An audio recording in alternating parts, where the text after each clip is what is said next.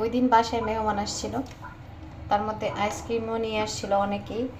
এখানে একটা বক্স এখনো খোলা বাকি ছিল, এটা দেখি চকলেট আইসক্রিম। ডায়েট করতেছি, তার মধ্যে আইসক্রিম যদি ঘরে থাকে কেমনটা লাগে। কিসের ডায়েট, কিসের কি, একদম ডিপ হয়ে গেছে।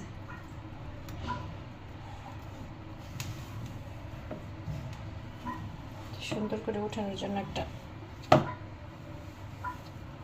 আইসক্রিমে কি জানি বলে, ওটা হইলে আর বেশি ভালো হইতো।